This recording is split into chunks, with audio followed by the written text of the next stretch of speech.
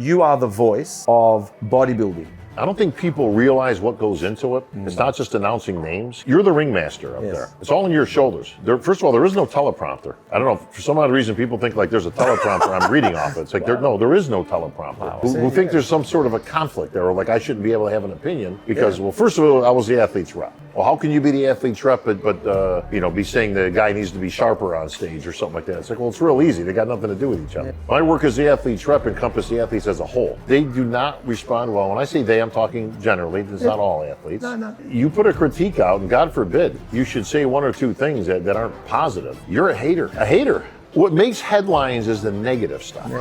Yeah. So listen, well, these guys are always negative. It's like, well, wait a minute. Are we? Or are you? Because when I see the headline come out, I'll take an example recently. We were talking about Regan Grimes, good-looking kid, smart guy, right? The whole thing. I said all these things. None of that was reported. Not one bit of it. The only thing that got reported was when we got into the other half, which was that I didn't think that his physique at this point was worthy of top 6 consideration of the Olympia. Just my opinion. But that's what got reported was, Bob's saying that Regan shouldn't even go in the Olympia. Most of the people competing now, the young kids as it would be now, they'd be wondering. They have no idea that I used to compete. They just think I'm the guy with the microphone. Something that you've never mentioned, and we're going to go over the body shortly, but I want to talk about it. Something about you beating cancer. Hey guys, before we get into the podcast, this episode is sponsored by Alka Power, Australia's #1 alkaline water, trusted for its high pH and ultra hydrating benefits. Whether you're training, recovering, or just staying sharp, find it in major supermarkets, health food stores, and selected petrol stations across Australia. Go to alkapower.com.au if you want to learn more. Nutrition Warehouse, not your average supplement store. If you're serious about lifting, this is the place. No fluffs, just high quality proteins and pre-workouts. Every supplement need that you would require, found under one roof. Shop in store or online, nutritionwarehouse.com.au, and grab a cheeky 50% off, that's 15% off, by using discount code MUSCLETALKS, either online or in store. Macro Foods, ready-made meals that actually hit your macros. Tasty, high-protein meals designed to fuel your goals without the prep time. Head to Macro Foods, that's macrofoods with a Z.com.au, and use code MTP10 for 10% off all your orders. macrofoods.com.au and use code MTP10 for 10% off all your orders. Robert Michael Cicherillo. There you go. Italian, American background.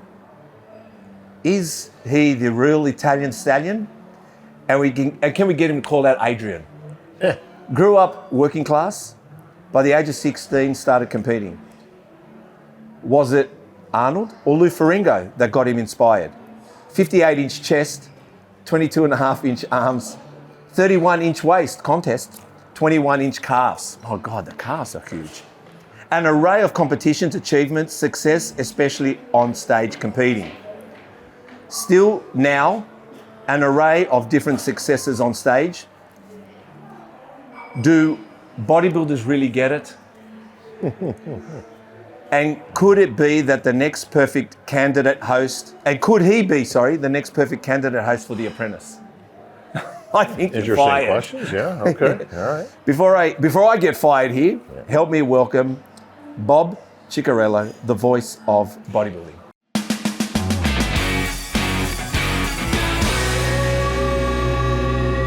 How are you, mate? I'm very good, man. Great to see you in person. Good to see you. Been following some of your podcasts. Very nice. Good work. Thank you. I'm going to turn this over because if you look at my spelling, you're going to say this guy can't even read or write. Yeah. But how are you finding Australia? You know what? It's been a great experience. Yeah. Tony Doherty, who I've known for many, many years, a fixture here in Australia, has invited me for 15 years. Yeah. And I turned it down every time. Really? It was just too far for me. Yeah. So you've never been here? No, okay, first time. I've got some questions. But interestingly, back in the day, let's just go back even 10, 12 years ago, I was not about long travel. Yes. Which is ironic because now all I do is long travel. Yeah. I traded in a lot of the little stuff for much bigger trips. And From here we go to Turkey. The Olympia, of course, is coming up, but I'm routinely overseas now, which is good. The branding has been good. We've been putting it out there for Panada. Yeah. One of my companies, Black Skull, which I'm the CEO of. Okay. So lots of international business, and it's been a booming business from Dubai to Saudi Arabia, all throughout the Middle East, overseas, India, and now Australia. So it's been good. It's been a great trip. I've seen Sydney. I've seen a little bit of Melbourne. So very cool. Was it what you expected? Pretty much. Yeah. Were you waiting for kangaroos? It's actually, of course, the kangaroo thing and all that. Were you waiting for the snakes? I did try. I had to do it. What'd you do? Rite of passage. I tried some Vegemite. How was it? It was the nastiest. How you guys eat that stuff is beyond me. Look, you got to. And it's hard to describe. It's salty. You either, I can't even describe it. It's like a salty bouillon is the best I can put it. It's just, it must be an acquired taste. But. There's a certain way to spread it, and if you don't do it right, you're gone. Bro, I don't care how you spread it. You're gone. No, it is. Nasty. We're talking about when you do spread it, it looks like you haven't even put any on the bread. That's how little you use. I can see where less that's how little. I can see where less is more. Less is more. Let's put it that way. Yeah, because I've got European background, I've got Greek background.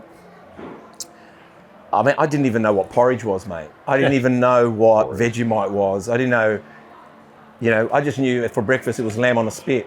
But yeah, it's been a great trip. It's everything and more for anybody that wants to travel worldwide.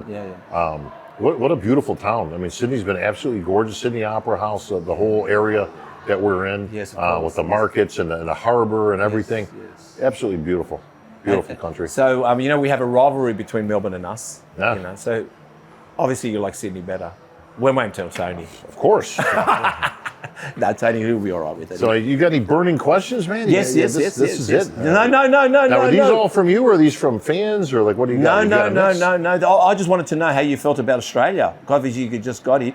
Well, you've told us. So, you're born in Rochester. Yeah. Rochester, New York. That's New York, upstate New York for those who don't know. Yeah, Italian-American background? Yeah. Yeah? Very much. Are you first generation, or what are you? No. My grandfather, my grandparents came over from Sicily. So I'm third generation, basically. Yeah. My parents were born in the U.S. My grandparents were born in Italy. Okay.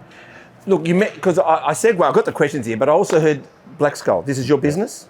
Yes. Yeah, tell us about it, because some people don't. I didn't know you had Black Skull. So what's Black Skull? Well, it's fairly new. Yeah, that's what we want to know. So Black Skull's been around about 10 years, predominantly in South America, Brazil.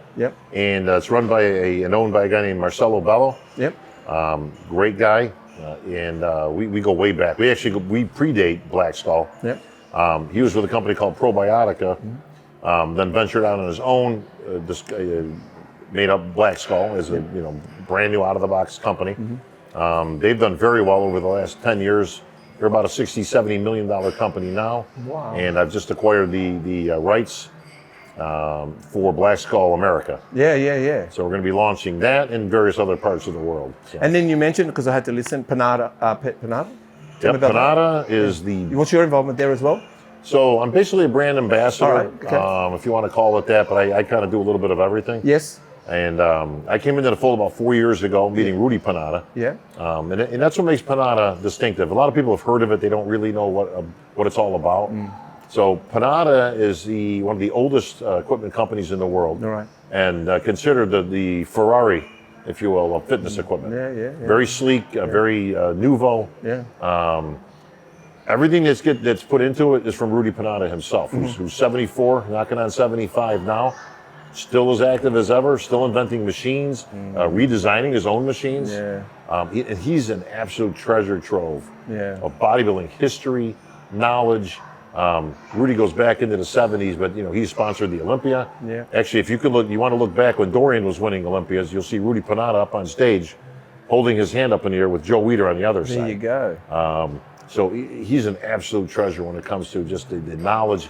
He has hosted everybody at his house in Italy, and that's where Panada's made. Everything is made. Every nut, every bolt, every chain driven, every cable is made right there in Apiro, Italy. Hey guys, I just want to say thank you so much to everyone who has subscribed, who is following us on all platforms, but especially here on YouTube. And if you're listening to us on Spotify, please, if you could do us a big favor, which helps us reach more people, get better, bigger, greater. We've already had some great guests anyway. Everyone's been a treat.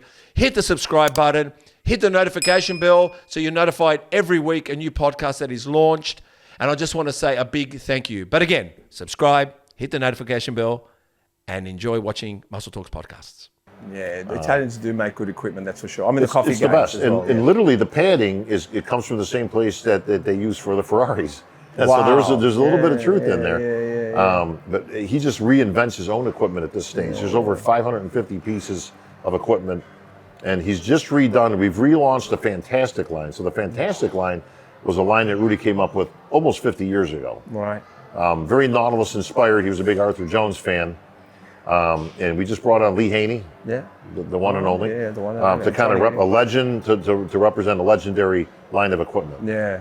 And this stuff's just absolutely gorgeous. Anybody can go on any of the Panada official sites and see for yourself. Or if you're lucky enough, you got a distributor near you. Yeah. We've got various lines. There's anything from the Fantastic line, which is kind of a limited series. Yep. But we've got free weight. We've got, of course, the selectorized equipment. 2 different lines of that. Yeah. With the Evo line, and now a fitness, or I should call it the free weight 1 line. Okay. That's brand new. It's a little bit scaled down because Panada equipment's very large and it's very well built. Yep. So it's whether you have a big gym or whether you have now a smaller facility, we can accommodate. Well, there you go. We've wrapped it up, and now we've done a good plug for them. But that's There you go. But like I said, this podcast isn't chicken and rice. I'm letting you know. No, we're gonna. It's like the Tonight Show. So we want to know more about you. Sure, bro. Sure, we're going to bring up some stuff. Stuff that's going on online. But I'm not really. Like I said, it's more about wanting, because I've got your competition list here. I'm going to go through that as well. Okay. Yeah. So I want to know about, because you competed, and I think people should know that as well. Sure. I mean, besides being great, but we're gonna get to that. I've been around long enough now that we're a few generations removed. So most of the people competing now, the young kids, as it would be now, They'd be wondering. they have no idea that I used to compete. They just think I'm the guy with the microphone. No, so. I looked at some of your photos, which you looked amazing. But like I said, obviously I got your stats on your Okay, sizes brother. and inches. But let's start with, obviously, up on your social media, your first IG post on the 13th of the 9th. Only recent, there's a photo of you. Top caption says, "Fire me." And at the bottom it says, "Bob responds." Well, it's fire me with a question mark. Yes, of course. It's not a fire me like I want to be fired. No. Well, maybe Chris will pop it up there on. Yeah, sure, when we do can it. do that. But yeah, what's you've got that up there? So I think it's your second post, most recent. What is that all about? So there's been a big split recently, I've noticed, in particular over the last 5 years. Yep. Between what we consider old school and some of the newer people that have come around. Yeah. And it's interesting because you can see the dynamics changing in the world, the world, not just the bodybuilding world. No, talk about it. And I've noticed a lot of the athletes, especially a lot of the fan bases out there, they can't take critique. Nah. They literally cannot, and this is not anything that's new to us. Yeah. When I say us, people like myself and Sean Ray Me and Dan too. Solomon and, I'm only a few years younger than you, mate. Dave Palumbo, and there's a lot of us that have been around for many, many years. Yeah. Dan Solomon and I, who's now president of the Olympia, started, PBW. We actually started the entire thing. Yeah. Before there was actual podcasting, there was PBW Radio, Pro Bodybuilding Weekly. Yeah. And we did that for the better part of 10 years. We had every major star, anybody you could think of, Arnold, Ben Weider, Joe Weider, Reg Park, pretty much anybody that was around at that point, all the Mr. Olympias we had on, and then all the current champs at the time. And we talked bodybuilding. Yeah. That's what we did. In the meantime, I wrote for magazines. I've written for Flex Magazine. I've written for Muscular Development. That's right. Various other publications. I was the athlete's rep for many, many years. Before that kind of obsoleted out, and we don't have really big meetings like that anymore. But in that time, we did play-by-play for the Arnold. We did critique. We did handicapping of events. That's what we do. So this is nothing new to me, is giving critique or giving my opinion or predictions for competitions. But all of a sudden, it's become kind of a thing for certain people. Yeah. Less the athletes, more the podcasting people and all that, who think there's some sort of a conflict there, or like I shouldn't be able to have an opinion because, well, first of all, I was the athlete's rep. Yeah. Well, how can you be the athlete's rep, but be saying the guy needs to be sharper on stage or something like that? It's like, well, it's real easy. They got nothing to do with each other. Yeah. My work as the athlete's rep encompassed the athletes as a whole. Yeah. I did anything from propose new divisions Some of those you've seen today that were my proposals. Bikini division was my proposal. Yep. The 212 class was my proposal. Yep. Women's physique was my proposal. Nice. And that's just a smattering of, there was rule changes, rules within the context of what you can do as an IFBB pro, getting guaranteed purses from the IFBB. These are all things I worked on over many, many years. Yeah. As long as working with athletes, anything from writing letters of recommendation so they can get into the country to compete, and getting endorsement contracts. You get somebody that's going to, want a company, they want some athletes. I pushed many, many athletes, so they can make a living from the sport. So, it was very fulfilling for many, many years. And, but the change of the guard, as you can see, is a definite thing. I mean, they do not respond well. When I say they, I'm talking generally. It's not all athletes. No. But you put a critique out, and God forbid, you should say one or two things that aren't positive. Yeah. You're a hater. Yeah. A hater. But isn't it funny? I was talking to Chris, and because we're around the same era, we were very stoic. Because I'll tell you why. Because we didn't have social media, so we had to hold on to our voice until we met up with someone at a cafe, or had a conversation. So we never spoke. Now we've got social media. Everyone's speaking too quickly. They're just opening their mouth. So when you're stoic a little bit, you're processing, looking for the opportunity, and sometimes the opportunity's gone. You just can't open your mouth social everywhere. media is the best thing and the worst thing that ever happened. Yeah, that's what I'm saying. Yeah. There's very good out of it. Obviously people can connect worldwide in real time pretty much. Yeah. It's also bad in that people can connect in real time worldwide. Yeah. Everybody's got an opinion. They've got to talk. But not every opinion is a qualified one. That's right. And this is what we try to explain, or what I try to explain to people these days is, look, just because you got a voice, or just because your mother brought you a microphone and now you think you're a podcaster, doesn't make you an expert. Yeah. I'm an expert at what I do. Sean Ray is an expert at what he does. Yeah. And I'm just using us as an example. No, that's okay. We've been doing this for decades. Yeah. Decades. And whether it's handicapping an event or whether it's giving an honest critique of a physique, listen, if you don't want an honest critique, don't come to us. Don't ask. But it's also not personal. It's a critique. Well, it's a body critique. It's not personal. You never mentioned. No. You never said their personality. You never mentioned what they do for a hobby. You don't mention anything else other than you're looking at a body and you're being judged over that. So I get an opportunity to talk about your body. You're exactly right. Yeah, but I take exception to them saying, like, these guys are trashing the guys. They're trashing them. They're haters. They're not trashing them. I don't even know some of these people, other than as a competitor. Yeah. But what makes headlines is the negative stuff. Yeah. So let's see. Well, these guys are always negative.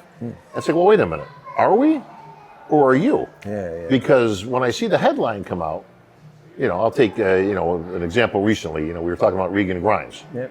Now, I've known Regan for some years. Yeah. Great physique. Yeah. Beautifully put together. Great symmetry. Great proportion. That's a Mr. Olympia physique to me. I like him. As he goes, right? I've been watching him go. We've all been, right? Yeah, he's been amazing. Good-looking kid, smart kid, guy, yeah, right? yeah. The whole thing. I said all these things. None of that was reported. Not one bit of it. The only thing that got reported was when we got into the other half, which was that I didn't think that his physique at this point was worthy of top 6 consideration of the Olympia. Yeah. Just my opinion. Listen, if he can prove me wrong, God bless him. Okay, again, I like Regan, personally and professionally. Yeah. But that's what got reported was, Bob's saying that Regan shouldn't even go in the Olympia. I said, well, that's not exactly what I said, but I can see where you're going. But again, none of the positive stuff. I've said a lot of positive things about Nick Walker. Yeah. It was me and him we were having some fun, and we were actually texting each other on the side of all Nick this. seems very intelligent. Listen, he came up with his shirt, I think that was quite a smart move. Who's Bob? I came, hey, you got that in the 2X? Send it to me. We're kind of having a little fun with it. It's the fan base. I think they're not working it out. How can you say that about this guy? And, this is the funniest part of the whole thing. How do you think the athletes feel when you're sitting there trashing them? And then they're gonna come out on the Olympia stage. It's like, well, first of all, why don't you ask Nick how he felt? I just introduced him in Pittsburgh. I don't know. It didn't seem to be a big conflict of interest, right? Yeah, that's right. But first of all, we're not trashing anybody. Yeah. And again, if I don't like your physique, It's like me not liking your sports car. Yeah. You know, you like, you know, whatever, an old Ford. Yeah. Okay, and I say, It's hey, man. the Ford and Chevy teams. I'm not big on Fords, man. I got to be honest with you, brother. Oh, what are you trashing me? You trashing me, man? That's not cool, you know. Yeah. Well, listen, it's not you. I mean, I like you. Yeah. I don't like your car. Yeah. Bodybuilders these days have a very difficult time separating themselves from their physique. Yeah. And if you're going to be a professional in this game, I'd say this: get yourself a pair.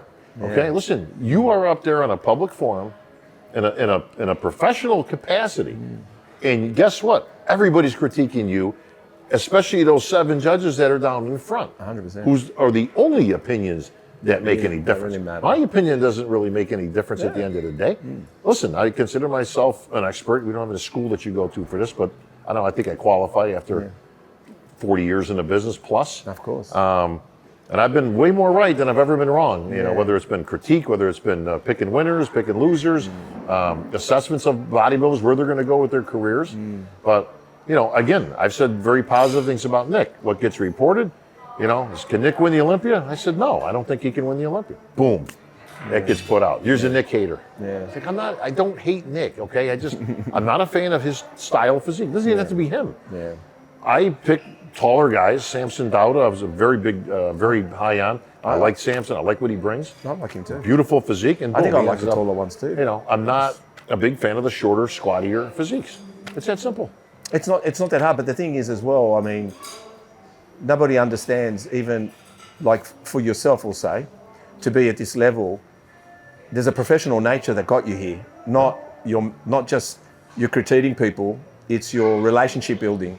Sure. It's your skill level to be put in a position of this kind of, I don't know what you call it, but it's not just because if it was about you trashing someone, you wouldn't be in this job and you wouldn't be doing it 40 years. But there's a skill level of writing, researching, understanding, communicating, and that gets you to where you are today. You don't just walk past and someone says, hey, you want to be the MC for the Olympia? Right. Look, come on, brother. Well, You've got great eyes. For anybody that's got any background in this game, I've been doing, this will be my 20th year doing the Olympia. That's right. 22 years, I was doing the press conference even a few years before I had started on stage. We've been, you know, if you want to use the word, we've been trashing athletes at the press conference for the better part of 20 years. Anybody can go watch any of those. We had some great exchanges back in the day, which were fun, which were interesting, which, you know, guys would go back and forth and I would stir the pot. That's what I get paid to do. Now, there's a fine line there. I mean, I don't think I've ever trashed anybody. I've never said not one thing personal about anybody in my life that didn't have it coming. But even at that, listen, there's a professional line, and on stage is a whole different animal. Not one time in my entire career, and I've done every major show on this earth, including the Olympia. This will be my 20th year. I've never been unprofessional on stage. Never. Not one time. Whether I liked the guy, didn't like him, had a beef with him, wasn't particularly a fan of his physique. Everybody gets treated the same. My job is to sit there and put these guys up on a pedestal, make the show about them, run the show, control the show, and put out the best Olympia that I can possibly do on my part. You know, there's a lot of moving parts and there's a lot of people that are involved, but I do the best job that I can do in my capacity. And I must be doing something right. They keep asking me back. So, well, I was thinking, like you've got owners, sponsors, athletes, crowds. Like your job is to work the room. You're working the room. Exactly right. You are working the room. I'll ask you, how do you find that responsibility? That's a massive responsibility. It's not just saying, Dorian Yates, you got Mr. Olympia. Ronnie Coleman, you're Mr. Olympia. I mean, they come up, they pose, they get an award, whatever it is, but you are literally, you've got to do the distance. It's like you've got to train for it. And you've got to be switched on right throughout it. And fatigue will catch you as well. You've got to probably know how you're going to turn up. You probably know how to turn up prior to the show itself, in your diet, in your mindset. And even when you finish, it's probably when you need time out, you've been overwhelmed by people. I'm assuming that? I mean, like I said, I've been doing this many, many years. Yes. So I've been able to hone my talent, but yeah, there's a whole technique to it. Yeah. I don't think people realize what goes into it. It's not just announcing names. If that's what you're doing up there, you're not going to last very long. That's right. And certainly, I wouldn't be along, along for the ride as long as I Yes, have. of course. You're the ringmaster up Yes. there. It's all on your shoulders. First of all, there is no teleprompter. I don't know, for some odd reason, people think like there's a teleprompter I'm reading off it. It's like, there is no teleprompter. Wow, okay. Okay, I've got an earpiece that basically they can communicate with me on things like timing, things like that. Yep. I've got a script.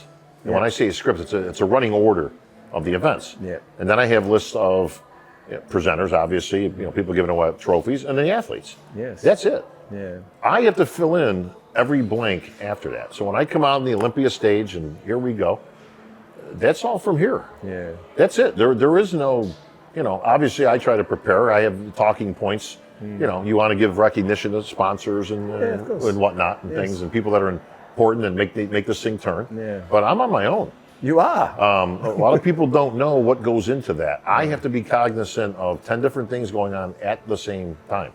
You have to run the show. Yeah. Obviously, there's time constraints that you have to be aware of. You have to be aware of the athletes, the judges, the photographers, the audience, the tech guys, right? People whispering the in your ear. sponsors. People whispering in your ear. Well, this is all stuff that goes on. For instance, they get done with the top 6 awarding and pick a category, right? And they come out there. I have to coordinate them to get the pictures for the photographers. Yeah. If they just start walking off the stage, the photographers go nuts because that's their job. Their job is to get those shots. I have to be able to coordinate them and get them together. Okay, ladies, let's get you in your favorite pose, gentlemen. Or okay, let's have our top 3 gentlemen remain. Thank you, guys. Sponsors, thank you. You got to get people out of the way, and you've got to get to the business of body. We got a show to run. Yeah. But if you don't, just that, it sounds like a small thing. No. Then the photographers can't do their job. I'm overwhelmed just thinking about it, mate. Right? When I'm thinking about you. Sponsors need their consideration. Here's something nobody really knows. There are 6 commercial spots at least, sometimes 8, that run during the Olympia. Yeah. Now, we don't show commercials at the Olympia. Yeah. So these are hidden in there, and it's my job to make it so that it's seamless and it flows. So for anybody that's ever watched the Olympia, it might sound something like this. All right, folks, we've just seen our top 10 gentlemen. As the judges are breaking it down, they're putting the scoring together. We're going to break it down into our top 6 in just a few moments.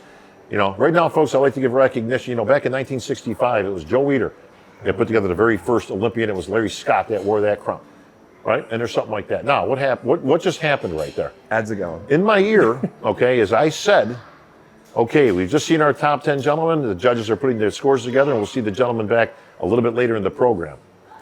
There's a pause right there. They've gone. Folks, back in that split right there was them counting down in my ear. Okay, Bob, we're going to commercial in 6, 5, 4, 3. By the way, somebody talking in your ear while you're talking is a skill that you have to get used to. Because the minute somebody starts talking, your instinct is to stop talking. Yeah, of course. To listen. Yeah. So that's something you got to get used. Anybody that's ever used an IFP in their ear, whole different animal. But that's what's going on. Now, I've got a minute to fill.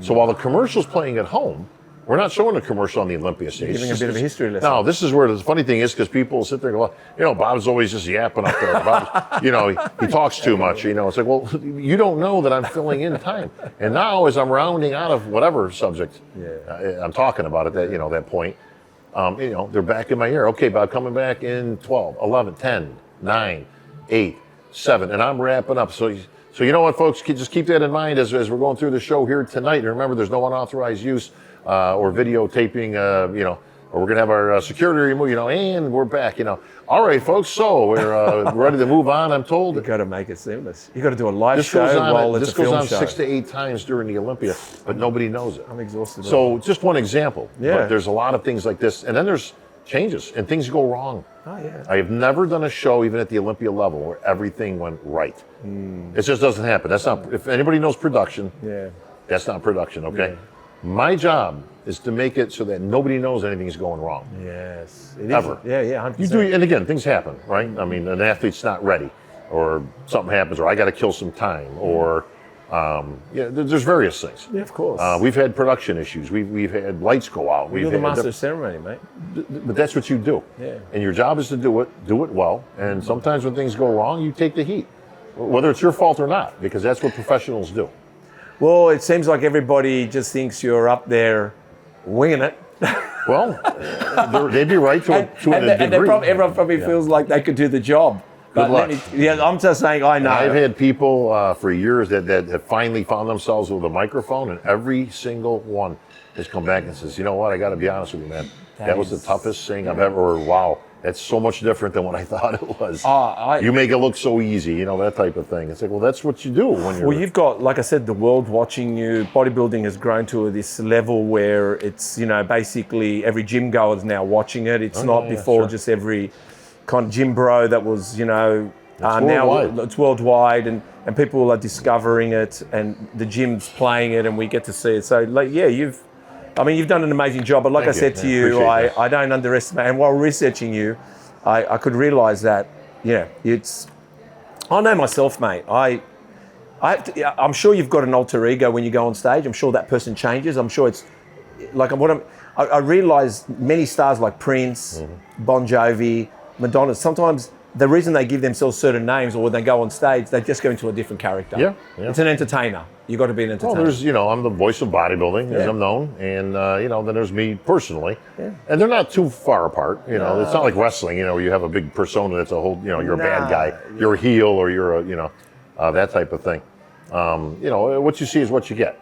But it's just amplified. Yeah. And you also said, and you are the voice of bodybuilding.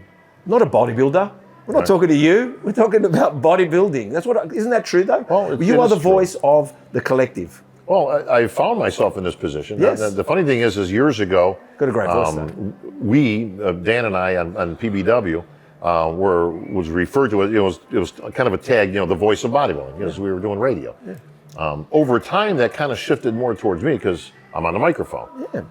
And then with my voice, people would say, "Oh, he's the guy with hey, you're the guy with the voice." It was that type of thing. Yeah. So then they would just start to refer to me as such, which isn't the worst thing in the world. No. And voice of the Olympia, voice of bodybuilding. Yeah. So I embraced it. I'm like, great. Listen, there's worse things to have. It's interesting because I've been all over the world. Yes. And the strangest places, my voice, like somebody will turn around. I just had it happen when I came over here. Stopped over in Istanbul. And there was a 70-something-year-old guy and his wife just kind of kitty corner to me. And I was with one of my traveling partners. And all of a sudden, the guy just kind of jerked back. And I was like, and I kind of stopped talking because I don't know if something happened. You do have a distinct voice. And he goes, hey, he says, I know that voice. And I go, you do? This is an old guy. This is not, he's 75. And he says, yeah, you do the bodybuilding stuff, the Olympia stuff. And I said, I actually do, yeah. But he heard my voice out of the corner of his ear. And it turns out the guy used to work with Arthur Jones, of all people. Wow. Going back to the 70s. Yeah. This guy he's been around, but he followed bodybuilding somewhat. And but it's kind of cool at the same time. Well, it is. No, you do have, like I said, you do have a distinct voice. And like I said, it's perfect. It sits in well. It's kind of...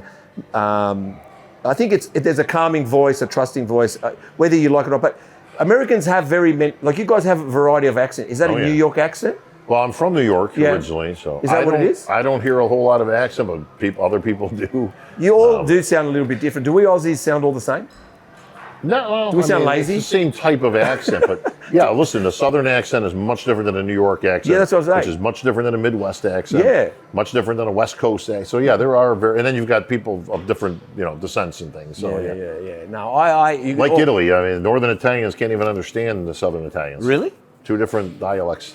Oh, they can barely talk to each other. The only thing we don't get with the Greeks is the Cyprians. We don't understand the Cyprians either. Cyprians, and it's Greek to me. It's all Greek to me, mate. We created the language out there, really, but the Italians came along and pushed us aside. No, that's just a joke. I don't know if it's that funny. But let's talk about early competitions, okay? Yeah, sure. Actually, do you mind if I go through the list of them? Go ahead, sure, man. All right, great. It's your show. Yeah, it's my show. All right, there's a list, so just hang in there because I'm going to have some questions at the end. All right? So 1981. 91. 81. 81. 81, mate. Okay, we're starting a few years later, but go ahead. When did you start? Oh, see, this is stuff. See, now this is the good stuff because you're going to get it from me. Because you were 16 years old in 81. No, not 91, 81. 81, I said. No, 81, I'm 15. Okay, go ahead. But my first competition was actually in 1979. So, But 1981, you're telling me you've competed before that. So I'm going to give you the real condensed version because here's the problem: when you get old, there's like too much. Look, you got 5 pages of stuff. Yeah. This is the problem when you're going to be hitting 60. So Yeah. So I started in 1979 with my first show at 13. Okay, yes. Competed as a teenager. All those, I saw a photo of you at 14. Yeah, I wasn't bad. You're pretty good. Competing at my home gym. I asked for a weight set for Christmas. Like every 12, 13-year-old. Is that how it started? Very sports oriented. I played every sport there was: Yep. football, baseball, the basketball, bowling, golf. Which I do now. Yeah. And I competed as a teenager. Pumping Iron came out. Yeah. Lou Ferrigno came out with who was my idol. Okay. And I loved bodybuilding. I continued to play other sports. Throughout high school. That type of thing. And then bodybuilding took over. Got out of my teenage days, went into the men's stuff. Was fairly successful. I won the overall junior nationals in 1987. Yeah. Went to the nationals, and then started my national escapade, which was supposed to be an overnight sensation, but it ended up taking a little bit longer. And most people know my story by now. So it took me 13 years to get my pro card. Now I count that time from the time I went to the nationals for the first time to when I won the USA. Yep. And it was just a series of ups and downs. I mean, I came out roaring. Took second in the USA. Took a fourth, took a third here, took a second here. So I was rolling. Magazine covers, the whole deal. I mean, I was coming on strong. Yeah. But I wasn't winning. And it was a problem back then because unlike today, you had to win the overall to advance. There was no second place pro card. There wasn't multiple pro cards. Yeah, 100%. You not only had to win your class, but then you had to win the overall. Yeah. So long story short, through a series of ups and downs and trials and errors, I finally kind of came full circle. Yeah. Won the 2000 USA, which turned me pro. Yeah. Then I competed as a pro from 2001 to 2006. Yep. My last show being the 2006, the Masters World Championships. That's right. It was the Masters Olympia, and then they changed the show to that. Yeah. Which is this ring right here. If you can get that on the camera. Nice ring, yeah. So, and then I hung them up. Thank you. Good night, everybody. Yeah. And I had some good shows along the way. Took second to Marcus Rule at the Night of the Champions. Oh, yeah. 2002. Yeah. Beauty and the Beast, as they refer to us. You can figure out who was who. And Marcus was tremendous, man. What a beast. I mean, that guy. And of course, he nails his all-time best conditioning at that show. That guy, he looked not normal. That was huge. Oh, he's not normal. He's That's crazy. Not normal. That's not That guy's normal. nuts. I mean, They're talk about a nuts. genetic freaks. No, that was nuts. But got to the Olympia, did the 2002 Olympia, Yeah. which was a great honor, to finally get there. Yeah. And that was a bonus for me because it took me so long to turn pro. The USA became my Olympia.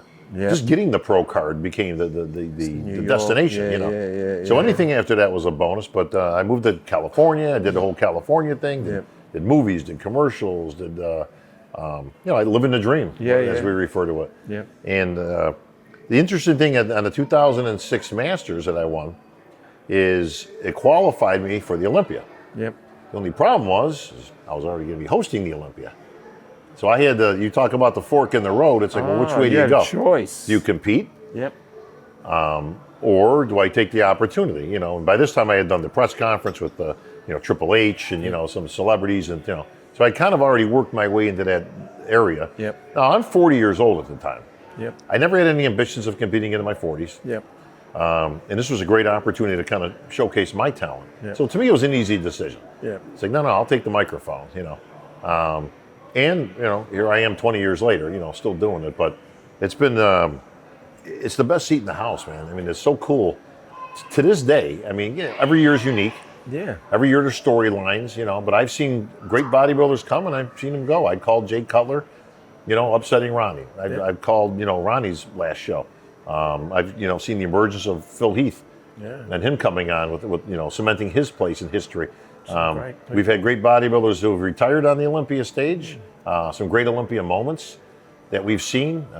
Is there any moment that you feel like that's your favorite? Jay Cutler winning over Ronnie. Even again, that was my first. It was me and Sean Ray actually did that one. How calm was he? Even when he won, he just Jay's pretty calm anyway. He didn't change his stance. No, when he came really. second, this is how he was. That's just. And Jay. when he won, this is how he was. He didn't change. If you know Jay, that's Jay. He's very even keel. I'm sure his heart was racing, but that was a show that you could feel the percussion from the audience. I made the announcement, and I changed it around. I always say, like in the Olympia tradition, well, now we announce the winner. I actually started that because I always thought it was strange to announce second place, and then, I guess this guy won. You don't announce the winner. Right. I gotcha. Yeah. So I'm like, you know what? And Robin Chang, who was the producer at the time, I pitched it to him, and he says, you know what? I like it. Go ahead. And I did, and I've been doing it ever since. But that's the best I like way. that moment. And announce of the hearing winner, man. Who's the winner? I don't care who's second. No offense. It's like a spoiler. I'll give that guy his props. I always do. If you always listen while the crowd's going nuts, I'm like, hey, give it up for your second place winner. Yeah. But to hear the guy who wins it's a big moment. But that's got to be it. But I announced Jay as the winner, and I swear, it felt like the whole audience, it was like a wave, like a percussion wave. And it was like, boom. You could feel it like, and I was like, whoa, that was a special moment. Phil, had some great competitions against Kai, against, a lot of, Dexter Jackson, beating Jay. Jay coming back to get the title.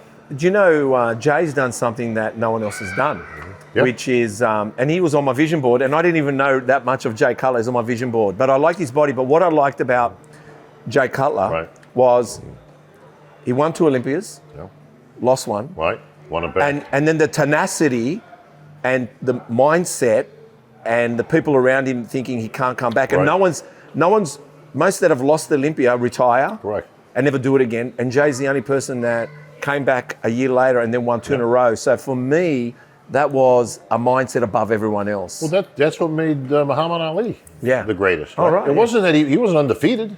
He lost, but he lost 2, 3 times, whatever it was, and he would win that title back, and that's what made him great. That's what made Jay great. I think so. And for Dexter, that was a great moment because he never thought he was going to win the Olympia. He kind of relegated himself to being an Arnold champ, but he didn't think he was big enough, to ever be a Mr. Olympia. He didn't envision himself like that. But boom, all of a sudden he was in the winner's circle. I know. So that was a special moment.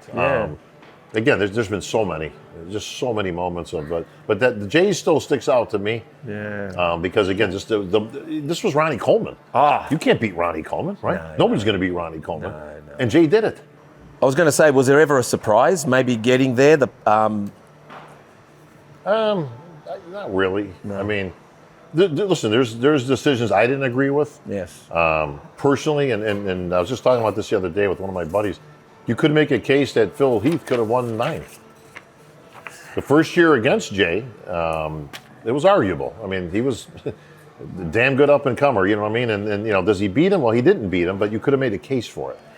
And the year against Rodin, yes, the midsection wasn't his best, and that's why he ends up losing. But he kind of beats Rodin in almost every shot. Yeah. So, he was kind of a victim of his own circumstances because the year before the midsection wasn't great. Yeah. So when Phil came back that next year to beat the record, they just and Sean Rodin nailed it. That was his all-time best, and deservingly, he won. So it's another great moment. Maybe can I ask you as well? When I hear everyone talking about greats, how come I'm not hearing that much Phil Heath? I don't know why they're not talking about him so much. He's done an amazing job. Like I keep hearing, it cuts off at Ronnie. It keeps cutting off at Ronnie. It keeps cutting off at Ronnie. And even Jay Cutler gets a mention. Right. But after Phil Heath, there's nobody. It's a one. You're right. But no one talks about him. I don't know why. Phil's a guy that's going to be remembered down the road much greater. He has to be because he's amazing. It's like presidents, like some presidents are great, but it takes a while for people to kind of recognize their greatness, or you know what, man, that guy was really a good president. Phil's like that. That's a guy that people years from now are going to go, you know what, that guy was freaking good, man. You know, he will be. He is already, you know, amassing. He's quite humble, I think, But, because he's not asking anyone to say anything about him. Well, it seems like everyone's talking about the other people. I have said for years, the dream matchup in bodybuilding. I'm talking modern era. You know, forget the old day stuff. And I'm a historian, but of modern era, the dream matchup that would be the matchup of all matchups is prime Phil Heath versus prime Ronnie Coleman. You take the best of each one of those. Pick a year. Wow. Whether it's 98 for Ronnie, 01, I mean, he had a bunch of years. Phil, 11, 12, 13. You know, and you put those physiques, boy, you got some competition there. And let me tell you. And they've got their own strengths. People are quick to kind of, Ronnie would have, hang on a second here. I don't think you remember how great Phil was. Phil was a little more complete than Ronnie. Ronnie was a freak, and he was, you know, he's Ronnie Coleman, right? But, you know, Phil had the calves. Phil had better abs. Phil had a better side triceps. Arms. The backs, listen, he could hang with Ronnie in the back. Phil's back was tremendous. That would be the dream matchup. He was thick as well. He's big. He had big belly, big muscle belly. You don't win 7 by accident. And again, arguably could have won 8 or even 9. Yeah, I'm surprised. And he still looks great. Yeah, How about he's in now great he shape, looks? so. He looks amazing. Phil's one of our Olympians that's on Panada. Yeah. So I travel with, I've known Phil since he was an amateur. So we're very close, but you know, we have Phil, we have Ronnie, we have Lee Haney. We like Olympia champions at Panada. Yeah, oh, of course you do. Why not? Right. You mentioned something about competing and getting whatever it took for you to get your pro card. Right. And it's funny, some of the great bodybuilders here in Australia that I spoke to, all of them, some of them, which were our era, they actually didn't want a pro card yet. They didn't want it. They wanted to master the amateur. They had such big sponsors. They were ones and twos, and they knew when they got a pro card, they were going to get lost in the crowd. So their name needed to be synonymous. And a lot of bodybuilders are forgetting the synonymous name of a good amateur. That you're coming up, you're turning up, you're winning comps, because sponsors like your first and second place, not your number 16th. That's not your number 22nd. That's definitely like a European style. That is not an American thing. No. In America, you want to get that pro card as fast as you can and get up there with the best of the best. Really? Oh, yeah, different mentality. Yeah. Well, nobody hangs in the amateurs. See, here in Australia, on purpose. all right. But the thing I is, would love to be able to use that as an excuse. No. Listen, I could have turned pro, but I kind of liked where I was. You know, it's like no.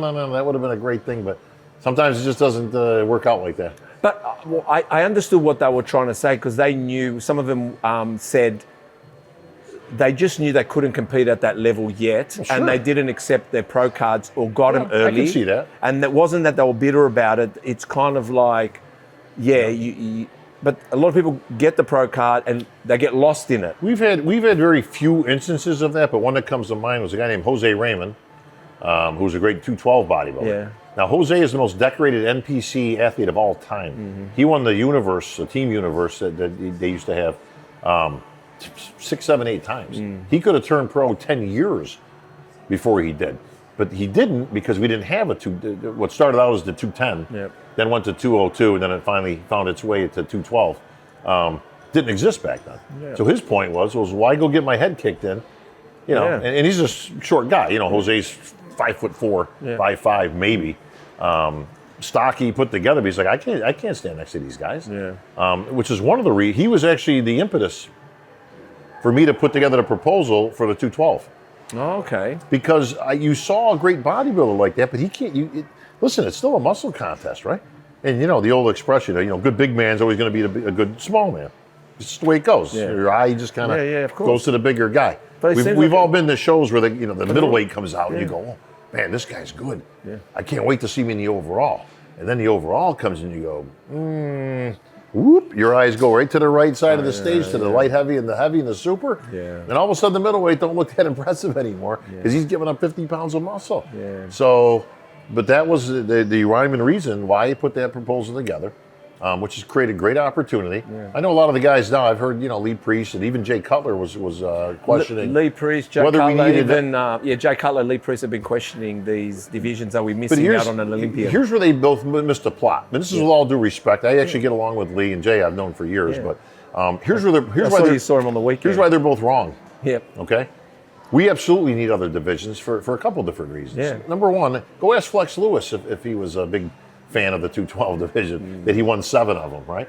Or Jose Raymond, or any of the guys that have made careers signed endorsement contracts. Became superstars in their respective divisions. Yeah. Now, you also have to consider this, and neither one of the guys brought this up, and I thought they made a mistake with this. I get what they're trying to say. But there's only a few people that have exceptions to the rules, like Lee Priest. Yeah. Lee could hang with the big boys. Sean Ray could hang with the big boys. Yeah, of course. But we kind of stop there, right? Well, there are anomalies, Lee aren't Labrada there? could hang, and again, now we're going back, to the an older era. If you take Derek Lunsford, who successfully went from the 212 to the Open and won the Mr. Olympia, okay? And you go, well, first of all, we don't lock the doors from the outside. All right. So what neither guy addressed was the fact that you can go to any division you want. You're not forced to be there. So when they say, well, I heard Jay say something to the effect of a lot of the guys are stuck, almost like they're stuck in other divisions. No, they're not stuck. Well, Urs has moved. Urs just moved, right? Logan Franklin started out with board shorts on. Yeah. Now he's one of the top classic guys. But here's what they're missing. Here's the point. Okay. Tell me. If you take Derek Lunsford from 5-6 years ago, okay, when he was just getting his feet wet in the 212, he couldn't compete in the Open. Yeah. He would have got crushed. Yeah. Crushed. It wouldn't even have been, right? Because that physique needed to mature over those years, and he did. And now he became a 212 Olympia champ. Yeah. And then he made the big switch and went to the Open. But that guy's career would have been finished before it ever even got going. Yeah. Because he would have turned pro at the Nationals or USA, whatever he won, right? He was a USA winner. Gone to the pros, and he would have gotten destroyed. Yeah. So now your career's finished. You didn't even get going. Yeah. So now you're either going to take years to perfect your physique. That's why we have other divisions. Listen, you get tired of board shorts, or your body gets more muscular, like Logan Franklin. Great, go to Classic. Yeah. Urs Kalachinsky, great idea. Wow, what a I move. actually was the first one that told Urs to go to the Open. What a great move. Even Bumstead in the end wanted to have a go. Take Urs. What would it be surprised if Bumstead comes back? Take Urs from, now he's been in the Olympia scene for what, 4 years now, or give or take? Yeah. And he's been in the top 3 of the Olympia. Yeah. Take his physique from 4 years ago and put it on the Open stage. Would he have won? No. No chance. He would have got crushed. You see what I mean? And that's 100%. the mentality, but that's what those guys are missing. It's like, no, these exist. So you're offering them a door? Yes. But not the big door yet. The door is there for them. There's Derek walked through it. Hottie walked through it. Yeah. Urs just walked through it. Again, Logan Franklin walked through it. There's many other instances. I'm just using those guys, guys that have come into the league, built and perfected their physique, to that point. And they're welcome. They can go on anything.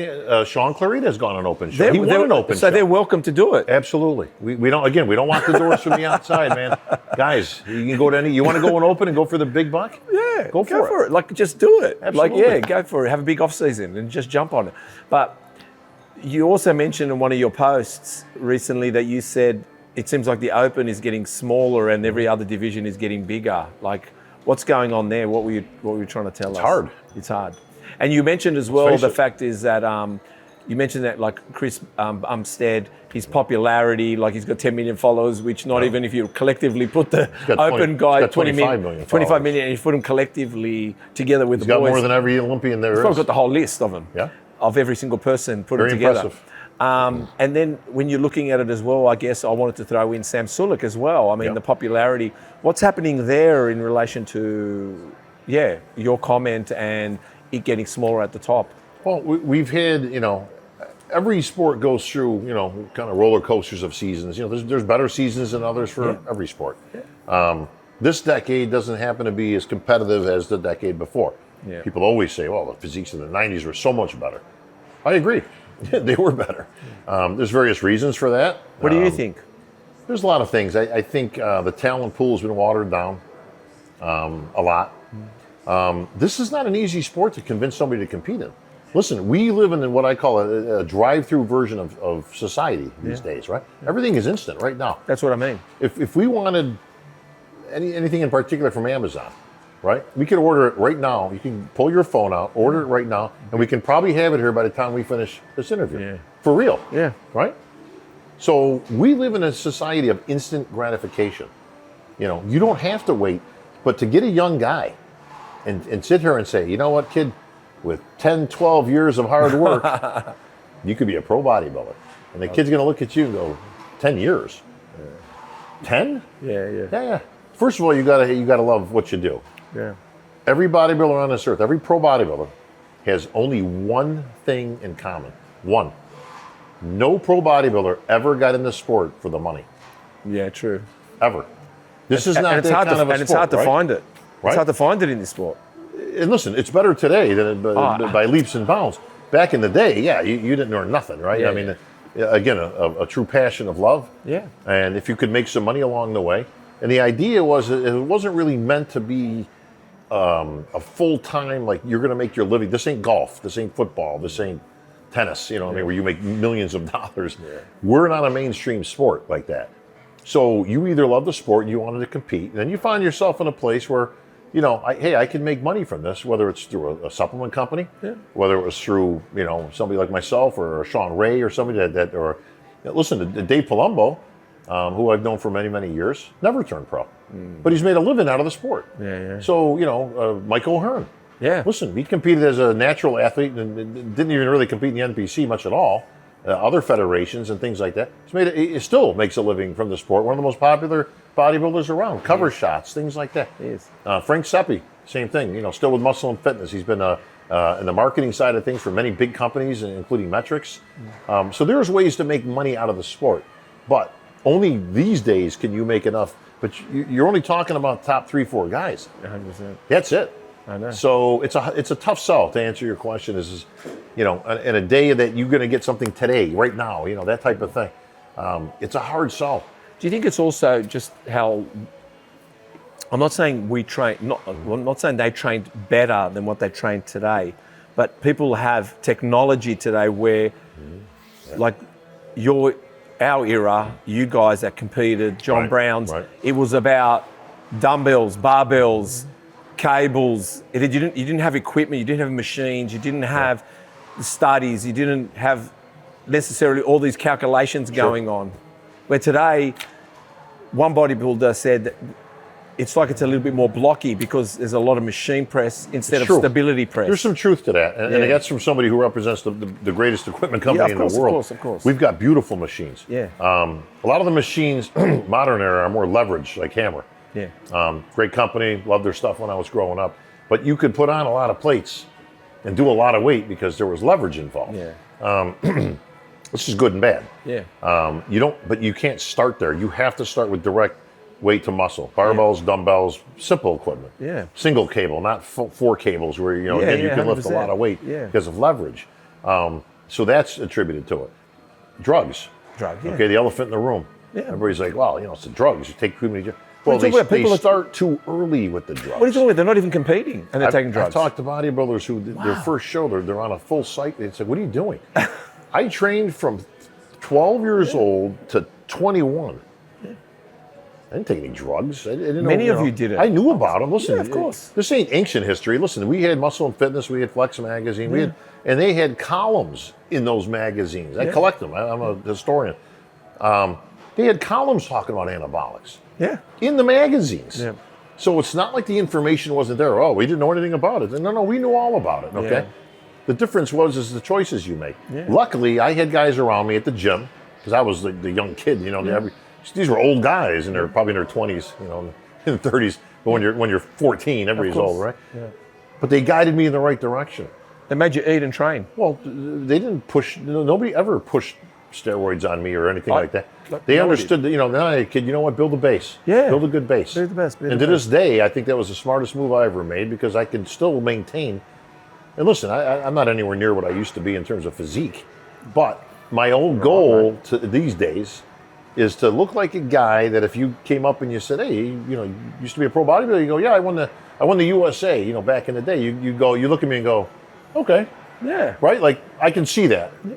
That's the only goal when you get to this age is you just want to be that guy. Yeah. Who, okay, you know what I mean? Like, that's cool. Well, if you don't mind me asking, how old are you? I'll be 60 in December. All right. But right now you're 59. So you want to be the best motherfucking 59 guy going. So you're competing against other 59-year-olds. So at the end of the day, your job or your goal is to be the best 59. You can be, well, which is competing against every other masculine person in this world. Well, the goals change. And listen, I got a lot of buddies who ain't here anymore. Yeah. Unfortunately, we've lost a lot of people along the way for various reasons. Yeah, of course. Listen, life is tough enough. We all know people that have died and have never touched a weight or been on a steroid or anything like that. So you can't attribute everything to that. Unfortunately, a bodybuilder dies, it was steroid. The guy got hit by a car, he died from steroids. It's like the COVID thing, right, from years ago. Yeah. But, preservation is the key now. But it's still, don't you, again, hasn't the bodybuilding philosophy, the bodybuilding diet, gone into every profession now? Even if you want to be a high-rolling entrepreneur, what is it, chicken and rice? Yeah. Exercise? Wait a minute. You want to be a top golfer? Chicken and rice and training? Tiger Woods ushered that in. Yeah. Tiger Woods was an avid, he was a bodybuilder. Yeah. He loved weights. He loved training. There you go. And he was the first modern guy. And that's, obviously he was a fantastic golfer. And he had a fantastic physique. He did have a good physique. But When you know he wore what? that polo, he looked great. He was the first modern guy to incorporate weight training into golf, where traditionally it's, you're going to ruin your swing. Yeah. Trust me, And it's like, look, I was jacked as can be in my prime and day and took third place in the California State Championships in golf. Wow. That's a fact. I didn't know that. Third place, and I was winning actually in the clubhouse until the last group came in, but they saw me coming and they're looking at me like, you golf? I'm like, exactly. But I was always an athlete, so for me, it was a better. But you got to make adjustments to your swing and things. But the point being, you're right. Bodybuilding has infiltrated everything, and it's now looked at way differently than like when I started.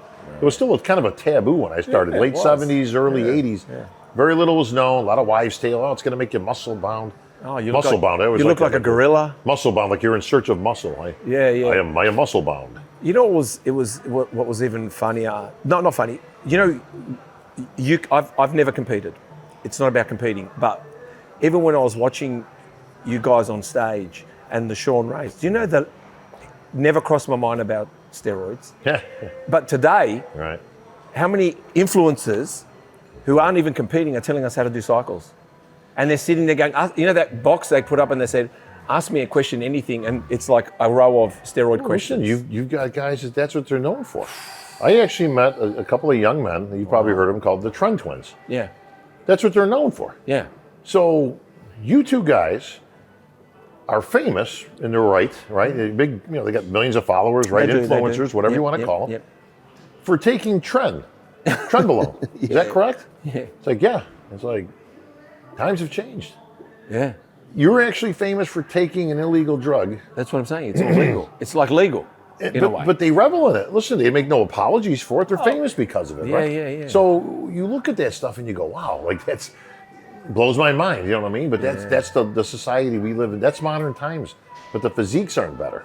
No. And the physiques aren't better because the work ethic isn't as much. No. The equipment's there. I mean, you've got some they got stuff that we never. The gyms have got it. Oh, the gyms are but you got to know how to use it. You got to know how to use it. And they started the gear way too early. Again, build a base. You have to build a base first. It's just sprinkle dust on top of what you've built as a good foundation. I hate to say all drugs, but some of these guys are all drugs. And they start with it, and that's what they got. And then when they get off, they got nothing. They have no base. Dorian Yates said. Yates said that he said whatever you built artificially, whatever you built. Yeah. He said, unfortunately, without it, it ain't going to stay. And listen, Yates is in great shape these days. Yeah. He's lean and he's muscular. I mean, he looks good, right? And the other part is, and nobody ever brings this up, but of course I think of everything. The dieting, not so much the chicken and rice portion. I think a lot of the bodybuilders get that, right? Yeah. But I'll be talking to somebody and they'll be talking about their diet, maybe they're asking some advices. And you start getting into it and they're like, well, I got this and then I'll have, I got the, peanut butter at this point, sugar-free, everything sugar-free this, sugar-free that. I'm thinking to myself, we didn't have any of this stuff. Energy drinks? What about the energy drinks? And all that stuff. Lost in the shuffle. No calorie energy drink. I'm going like... Well, the phrase empty calories has never gone into their vocabulary. It's like, look at you. I'm not saying you can't have some of that, but the problem is you have so many empty calories coming in. Yeah. Well, I know what my body needs. Or, well, I need, it's for fats. It's like, we didn't take in fats. That wasn't the way to go. There was no cheat day. There was no cheap meal. That's what I've got these questions here. None of that came into play until way later in the game. Yeah. Now, granted, we overtrained. That I'll tell you. We trained way too much. Yeah. We probably overdid the cardio back then, but you know what? Heaps. It still elicited a better physique. I think we could have been even greater. I'm talking 80s and 90s, you know, the hallowed ground of physiques. When I started training, you trained stuff twice a week. What are you talking about? You guys used to go and train hard and then go to the beach in your jocks and want to show off to the girls. Now no one wants to show off to nothing. No. Well, now we have fun. No, now you're going to Photoshop your picture and put it on Instagram. But when you got, like, everyone trained like a bat out of hell and still had time to go to a steakhouse. Yeah. You know what I mean? Or go down to the beach, or go to watch. Like it's just like everyone's become insular. Yeah, people don't listen. People. I'm going to turn up to a wedding with my Tupperware containers, and you think like, bro, if you haven't prepared yourself for a wedding to eat one, like they're going to drop a steak in front of you with a bit of mushroom sauce. If that's going to tip you over, you haven't done. There's still good bodybuilders out there, but the numbers aren't as great as they were, and it's not, the lineups aren't as deep as they were back in the day. But that can swing. And now I think Urs is in Bumstead, to his credit, because he did one show before he retired. Do you think he'll come back? I think they're going to open that door a little bit for a lot of guys. Not everybody can do it. No. I see a few. Do you reckon Ramon can do it? No. No? Okay. And I say that, I like Ramon a lot. No, I like him too. But Ramon's a little narrower. Urs is a big boy. Yeah. I don't think people understand how big Urs is. That's why I encourage him to go to the Open. He's a big kid. Yeah. And he's like 25, 26 years old. Yeah. So he's got nothing but time. Yeah. But he's got a big frame, a beautiful shape. You know, he's got that classic X frame. And you can see he's not missing nothing. That's why he did well in Classic. But he was holding himself back because he's a big kid. So well, you said the dieting was affecting him. Well, of course, because listen, again, he's in his 20s, man. His body wants to grow.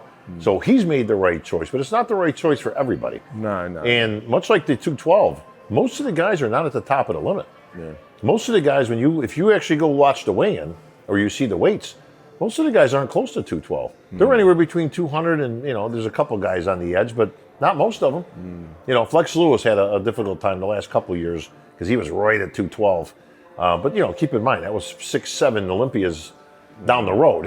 So, he was a veteran and the champ at that point. He was. But most people are not at the top of their weight category, and they're naturally fit in there. But there are some that are great bodybuilders. Classic is bodybuilding. I don't understand why people think it's like a whole different thing. It's like it's bodybuilding. Yeah, that's what it is. Who is currently your favorite bodybuilder? Currently, probably Samson. Yeah. Yes, I really like Sam. I like Andrew Jath a lot. I like Behruz Tabani. Yeah. A lot of people don't know that name because he hasn't been able to get to the States to compete in the Olympia. And I don't know if he's going to make it this year. But he's a tremendous bodybuilder. So those are probably my top guys. Right. But I like them all. I have relationships with a lot of the guys. Derek, I've known since he was. It's all right. It's not personal. We'll make sure we don't make it personal. No, everyone's going to think it's personal.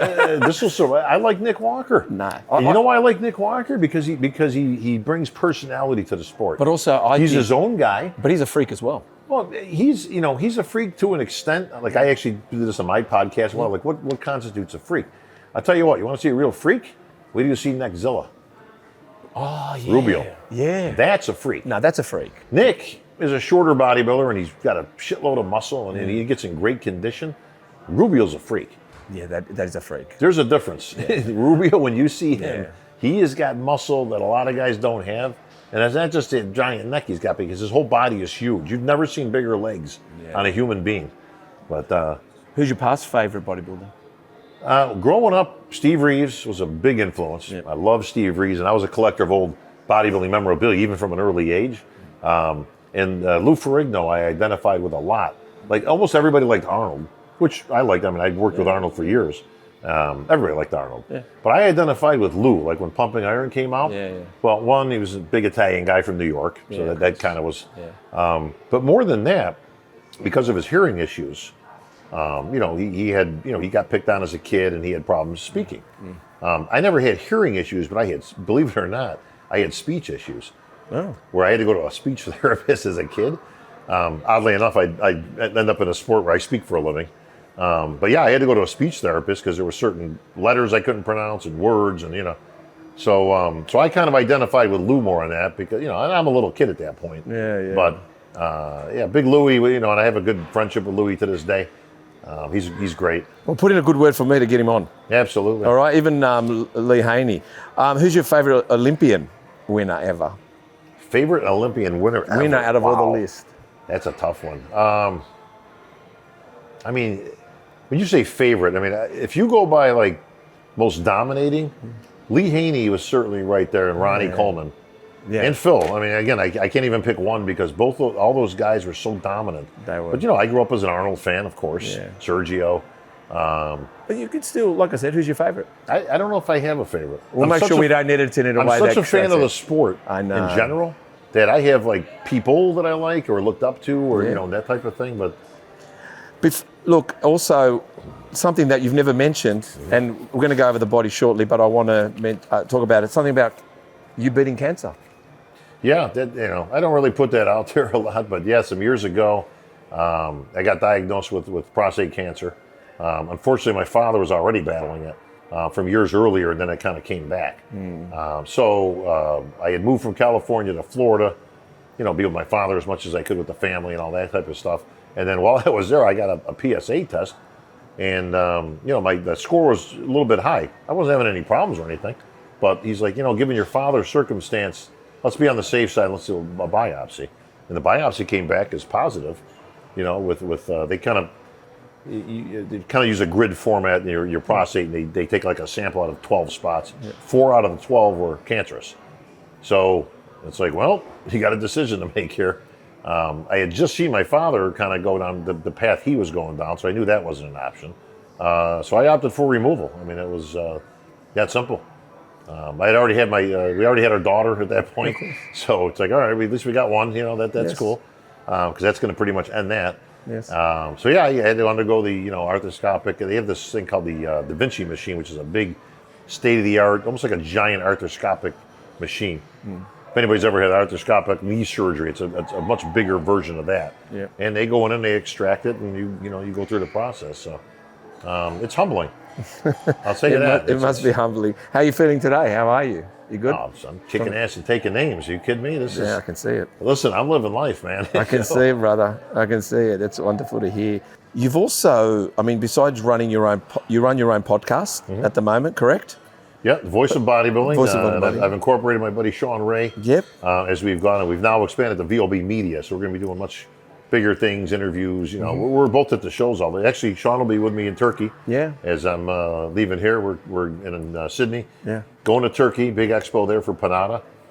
Lee Haney will also be there with us. Yeah. So we've got some representation. Ronnie would have normally been there, but with his recent issues, he can't really fly long distance yet. Yeah. And Phil is one of our guys. So, and then it's off to the Olympia.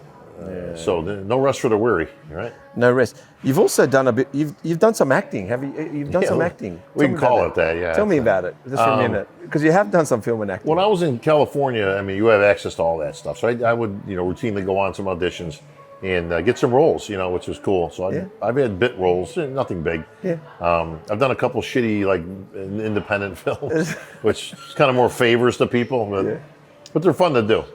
And but I had a little piece in I Love You Man. I had a little piece in Dodgeball, Malcolm in the Middle. Dodgeball, yes. Malcolm in the Middle. Various commercials, Carlos Mencia, Spike TV. Okay. I did commercials for GMC trucks and other various things. So I used to model for Marvel Comics. I was Captain America. So a lot of people go to my IG. You can see every once in a while I'll throw some pictures of that stuff. Yeah. That's very cool because you actually see yourself as a superhero. Yeah, of course. And I've done various, mostly Captain America, but I've done Thor and other, some of the other Avengers. Well, isn't it funny that sometimes back in the day, Lou, Arnold, and a few others, ventured down the TV, and I think that's where bodybuilding was. Some of them built these physiques to be able to get themselves onto television, or to get them up in movies. And I think you followed that kind of suit in a way. But you're probably true at heart an entertainer. You love being an entertainer. Oh yeah. You love entertaining people.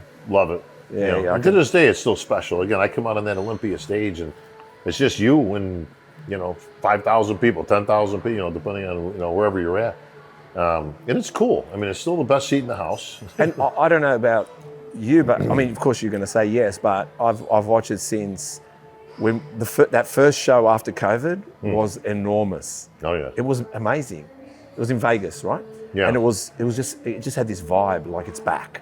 And ever since then, I just feel like it's getting better and better. Well, first and foremost, hats off to Jake Wood and his crew and Dan Solomon and everybody, because they kept the Olympia going when it literally should have been shut down. Yeah. The whole world shut down. Yeah. But the Olympia continued on, and that's a testament to Jake Wood and his persistence of making it happen. And listen, it wasn't an easy decision, but I think he thought that was the right one to do, is to keep this train rolling, you know, for the history, for Joe Eater, for, you know, the legacy. And listen, he knew he wasn't going to capitalize on it. I mean, it's COVID. You got a limited audience. You got limited sponsors. There's a few people that did that, though. But he did it. Yeah, he did it. You know, good for him for that. Yeah, well, you know, I mean, Dana White did it as well with the Yeah. UFC, you know? Yeah. And apparently people see you a little bit like the Joe Rogan of the bodybuilding, that. where Joe Rogan is for the UFC. I wish I had his numbers on my podcast. But Well, keep going. But the fact is, he's like, what number is he? Podcast you know, interesting 2000? you mentioned that, because Rogan used to do, I mean, he used to do the play-by-play, you know, a lot, still does to some of them. And then he would have his podcast where he would talk about MMA and the play, you know, the fighters and all that stuff. And I thought to myself, you know, I catch shit for giving my opinion on bodybuilders or how they looked or their placings or whatever. Then they say, oh yeah, but you're emceeing, and it's like, it's the same thing. What is the difference what my opinion is on that? You either take it or you leave it. But it's not, again, it's not against the athletes. It's not trashing anybody. It's just critique. And if you can't take critique, then maybe you shouldn't be a pro. It's that simple. I think you're meant to be famous and meant to be in your position because you've got some thick skin on you. You've got some skin in the game. Yeah. And also the fact is that you're loved and hated at the same time. I am, so equally. I think equally. And that's why me and Sean are best friends, because I think he was voted the most hated bodybuilder, which he even beat me in that category. Well, I tell people... People don't know how far back we go. So Sean beat me at the 85 Teenage Nationals. Wow. And I still should have beat him. I'm still pissed about that. No, he's I got to have a talk with somebody in Pittsburgh about that one. Yeah, That's bullshit. Yeah, I think so. But I found that with myself, you love me. You can only love me. You love me or love to hate me. There's nothing in between.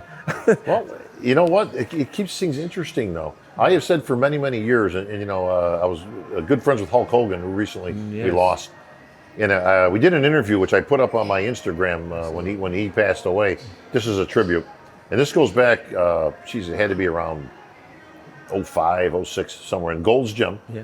And I happened to bump into him and his son Nick was there. So we did like a little interview. And in that interview, you can go on my IG and watch it. Where actually I'm talking about trying to bring the entertainment value up in bodybuilding. That's what you should do. And how the biggest thing that kills bodybuilding, and always has, is indifference. People don't care. They don't know. You need good guys and bad guys. 100%. Right? You need to cheer somebody on. You need to hate somebody. You need 100%. to love somebody. Right? Fan bases, and we got them all over the place, are great. But if there's too much indifference, it doesn't go anywhere. No. We have personalities in this game that we need to trump up, right? You need to supersize them. And if you can supersize the personalities, you can supersize the sport. Within our own fan base, forget about, everybody says, oh, you know, we need to appeal to mainstream. We're not a mainstream sport. We're never going to appeal to, forget about mainstream, okay? We just need to appeal to our own fan base. 100%. There's millions of them. And you need to be entertaining. Well, I've always thought, and again, just my own personal opinion, and something I'd like to see in the future, I would like to see bodybuilding go in a direction, because there's a difference between a competition and a show. Yeah. And I'd like to see, if we continued on the same format, do the competition in the morning, the prejudging. Yeah. That's really what it was for initially, years ago, to get rid of people, right? Cut it down to the top.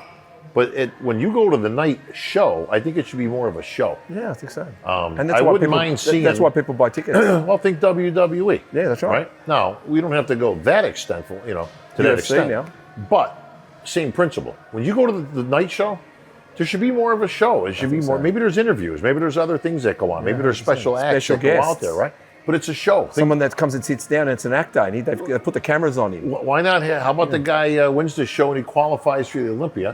Yeah. And we pull out a contract right there on the spot for him. Do a contract. Yeah, 100%. Or maybe one of the contenders happens to be there, like a Mr. T back in Rocky. 100%. Where he comes up and these guys are going.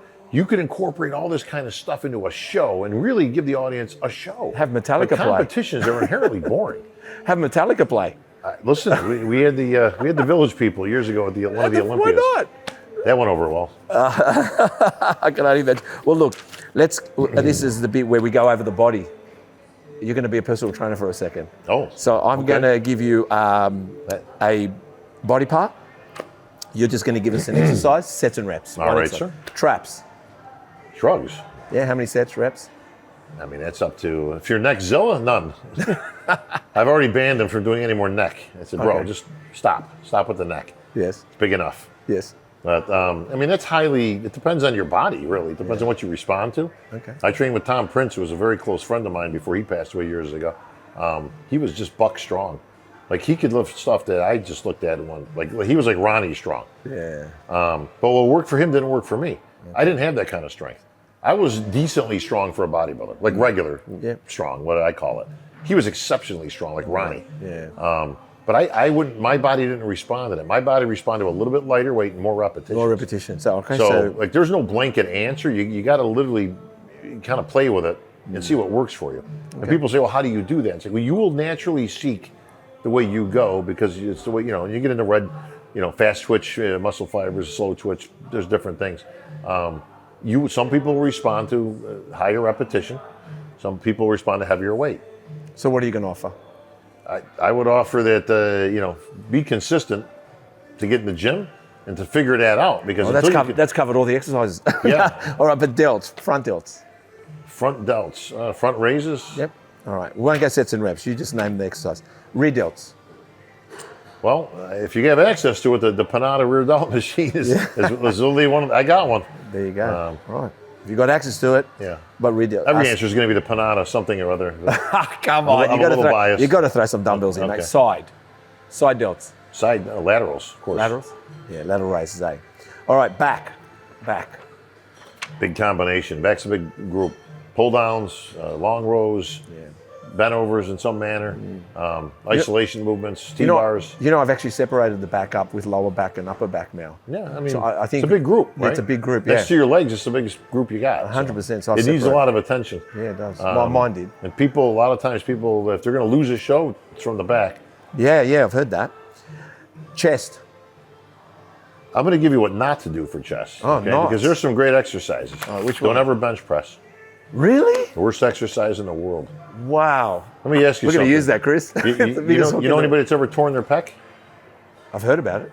What were they doing? 99, if not 100% out of 100 is a bench press. Wow. I don't know anybody. I've known hundreds of people over the years who've torn pecs. Hundreds. Wow. Everyone was on the bench press because it's a bad position to be in. We blame Arnie for that? Just because, well, here's the thing. Just because that exercise has been around from day one doesn't mean it's the best. That's all they had back then. Yeah, that's what they had. Right? But this movement, right, just putting your arms in this position, coming down like this is a bad position for the insertion. And everybody's usually got one arm a little bit longer than the other. Yeah. Doesn't really come into play until you've got 500 pounds and you're coming down. Well, guess what? It's not even. One's a little bit lower than the other, and that's where all the tension goes, all the pressure. Boom. It snaps off, and that's it. There's 100 exercises that are better than the bench press. Inclines, flies, pec decks, dips, incline dumbbells. Again, any variation thereof, any of the various machines, if you have access to those. But the bench press, tell you what, save yourself the effort. Don't ever bench press. God, there'd be more room in the gym. That's for sure. And then we can stop hearing people saying, "What do you bench?" Oh, forget it. We're just going to post that at the beginning, and we're going to get millions of people arguing with this one. This is going to be perfect. Bicep. Come on. Curls. Curls. Curls, and curls. Curls for girls. Curls for girls. Tricep. Push downs. Push downs. And close grip bench. Yeah. A lot of people don't do them, but it's a solid exercise. Yeah, it is a solid, whether it's on a bench press or whether it's on a Smith machine, which I prefer. Yeah. And I prefer that because you can angle your hands. Yeah. I agree. On the Smith. I agree. I did triceps this morning, but I did kickbacks. Remember the kickbacks? People always do those wrong, unfortunately. What's wrong about them? Doing this that you just did doesn't really do anything for the triceps. Do this next time. Put your arm down straight and just raise your arm back. Really? Watch the difference. So you're saying do this and go back? Yeah, here. Wait a minute. Go ahead. Our sponsor, Alcohol. That thing's heavy, yeah. Oh, yeah. I see your point. Oh, yeah, I see your point. Take this, keep this here, right? Do this, okay. Oh, yeah. Feel it on the tricep? Yeah. And you're still moving it, just the whole thing. And one arm, straight arm. There you go. Mate, it's Now, hard. obviously, we're sitting down, but Yeah. No. It's. put yourself in a position like you're going to do a bent over row, like on a bench. Yeah, you got to Just isolate straight back yourself. with Yeah, the yeah. arms. Beautiful movement. I'm gonna incorporate it. Look, maybe no one's doing them forearms. Nobody trains forearms. All right, maybe. Unless you've got a forearm deficiency. Other than hammer curls, your forearms get used in every single exercise you do. Abs, Crunches, crunches, hanging leg raises. hanging leg raises. Yeah. Great exercise for lower abs. Hanging leg raises. True. Quads. That's it. Well, here I'm gonna do the same thing I did with the bench. I was gonna say, go on. Don't do. The squat is not the best exercise for your thighs. So freestanding squat. Not the best exercise. Bench presses and squats, probably the two of the most mainstays of bodybuilding. Wow. But two things that, again, was developed in the 1800s because that's what they had. Yeah. We've got much better equipment now, from hack squats to pendulum squats to extensions, of course, and and hamstrings and everything else. Do you want Lunges. to mention Panada? But well, of course, I'll do it all for the you. Panada equipment's the best. But honestly, the squat. get him to sponsor if you're my gonna podcast. if you're gonna squat in your 20s, here's a general for everybody. Okay, in your 20s, you want to build the physique. That's what your focus should be on. You want to squat. That's when to be doing squatting. By the time you get into your 30s, you should be looking at perfecting your physique. That generally means for most people, stop squatting. You don't need it anymore. Wow. Because the only thing that's going to grow after that, It's gonna make me feel good. I've got legs tonight. the only thing that's going to grow is your glutes after that. Mate, if I end up being in Mitten's physique, I'm gonna come and talk No, to you. trust me on this one. But listen, you see bodybuilders out there with overdeveloped glutes. Their ass is huge. And it takes away from the thighs, right? You don't want a big giant ass. I mean, it's not power lifters and weightlifters and things like that. They do, that's what they do. And as you get into your 40s, you should be looking at preservation. What got you there is not what you need to be maintaining with. The hard part is building the physique. Maintaining the physique, you don't need to be doing. That's how Dorian injured himself out. Yeah. Was going that crazy. That's how Ronnie injured himself out, right? Badly. So, Yeah, that's good. Hammies? well, first of all, don't ever say hammies. What do you say? Bodybuilders hate that. Do they? Yes. What do they say? Hamstrings. All right, hamstrings. Wait, I'll try to say with Don't ever American. say hammies. Hamstrings. Pro bodybuilder. They're going to look at you and go, Hamstrings, mate. Bro, please, man. Hamstrings. Yeah, hamstrings, Yeah, sorry. Standing leg curl, Yeah. Oh, that's it. lying leg curl. Lying leg curl. And lunges. Lunges are big for. I'd like if to you're doing know. them right. I'd like to know what you're going to say next with glutes. You know what? Most people don't need to train them, Yeah. especially guys. I know women. Obviously, that's a big thing for them, of course, as know. it should be. Well, I never knew it was such a big, if big you got muscle. proper, I mean, listen, if you're squatting again in your 20s, that's all you're getting is glutes and hams, Really? primarily. Sure, hack squats you're going to get way more thigh than a squat. But again, I'm never a big squat fan. The belt squat is a much better alternative For glutes. for legs, just in general. Squat, But yeah, I mean, you're going to catch glutes with almost any leg exercise. Okay. But the belt squat's much safer, much better. No pressure coming down on your spine. A lot of people with back issues. I had problems with that when I was younger. I had about a 600-pound threshold. If you went 1 pound over 600, boom, the disc is out. You know, We don't want that. Calves. there's only one thing you can do for calves: Standing. standing Seated. or donkeys. Donkeys. Donkeys are great. Of course, back in the day, you had your training partner up on your back with the wooden calf block in the gym. Can you do that today? You could, if you could find a calf block in the gym. Good luck. That's a lost art. They might be questioning these guys sitting on my back. Yeah, I don't know right? Today, Yeah, I don't yeah. know about that. I don't know It's looked at a little I don't know how differently today. masculine that is these days. I was going to say tibialis just because I like to sound technical. You just like saying tibialis. I do. I've said it every podcast. Right. I just say it every podcast. Makes me sound smart. Well, where can we find you, Bob, besides on the Olympia stage? On the Olympia stage is your best. What about your podcast? What about... Tell us, podcast is- promote everything right now. Let's go for it. All right, we're promoting everything. Instagram, IFBB Pro Bob Chick. Yep. I'm a little behind the times. I'm not the tech guy. I just started the MySpace last week. Okay. So I think that's going well. Yep. That's a joke. MySpace. Do you even know what MySpace is? Chris, is that obsolete Come on, now? help Is that me back? here. Is that before Facebook? Oh, Is man. MySpace before Facebook? Yeah, it's way You know what's funny? My daughter said that to me last night. MySpace? Yeah, she goes. Before Facebook, there was MySpace. Yeah, but anyway. You could just see that joke went over my head. yeah, didn't that's it? okay. It's Sorry. somebody will get it out there. But, I got it now though. the Voice of Bodybuilding podcast, Yes. the VOB, and now VOB Media. Yeah. Again, we're going to be expanding that greatly over the next year. Panada, You can talk to us. of course. I'm getting shout out to some of my sponsors. Yeah, Panada. You can catch me with them all the time, and of course on an IFBB stage near you. Yeah. I'll be at the Olympia again, my 20th. Great honor. History will be made once again on the Olympia stage. History will be made.